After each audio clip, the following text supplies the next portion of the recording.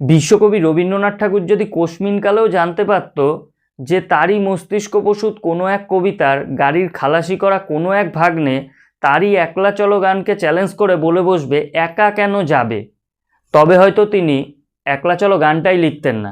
আর সত্যিই তো, যেখানে পাড়ার পাতি নেতা থেকে শুরু করে ওপর মহলে সবার মাথা, হাঁটতে গেলে পর্যন্ত টয়লেটের বাইরে দুজন লোক দাঁড়িয়ে থাকে, সেখানে তাদের নেতা বানানো আমরা কেন একা যাব? আমি তখন ক্লাস 6-এ পড়ি। স্কুলের দেয়ালে একটা সুন্দর লেখা পড়েছিলাম, কন্যা সন্তান অমূল্য সম্পদ, একে নষ্ট করবেন না। তখন ছড়ার মতো পড়তাম লেখাটা, খুব ভালো লাগতো, কিন্তু এর মানে বুঝতে পারতাম না। এখন এর মানে কিছুটা বুঝতে পেরেছি। আপনি নিজের ভালোবাসা দিয়ে, নিজের সর্বস্ব দিয়ে মেয়েকে ডাক্তার, উকিল কিংবা ইঞ্জিনিয়ার তৈরি করুন। আপনি কেন কন্যা সন্তান নষ্ট করতে যাবেন? এখানে কন্যা সন্তান নষ্ট করার জন্য আলাদা লোক আছে, তারাই বোমা মেরে, নয়তো অ্যাসিড মেরে, নয়তো রেপ করে কন্যা সন্তান নষ্ট করে দেবে। স্কুলের সেই লেখাটা পরশুদিন দেখতে গেছিলাম, গিয়ে দেখছি সব মুছে ফেলেছে।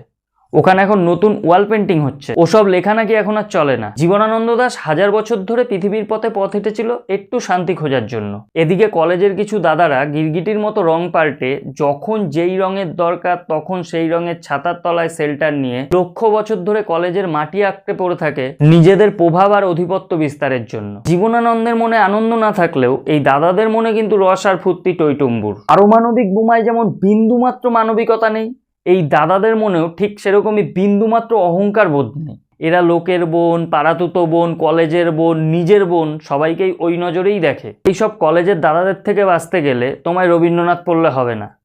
এইসব কলেজের দাদাদের থেকে বাঁচতে গেলে ভাগ্নের নিদান শুনতে হবে, একলা যাওয়া যাবে না। আর এসব কলেজের দাদারাও খুব ভালো করেই জানে এই রেপ, মারামারি এসব করলে মাথার উপরের ছাতাটা আরও স্ট্রং হবে, নিজেদের ফেস ভ্যালু আরও বাড়বে। পাবলিক দুদিন এমনিই চেঁচামেচি করবে, তারপর এমনিই ঠান্ডা হয়ে যাবে, আর এরাও এমনিই ছাড়া পেয়ে যাবে।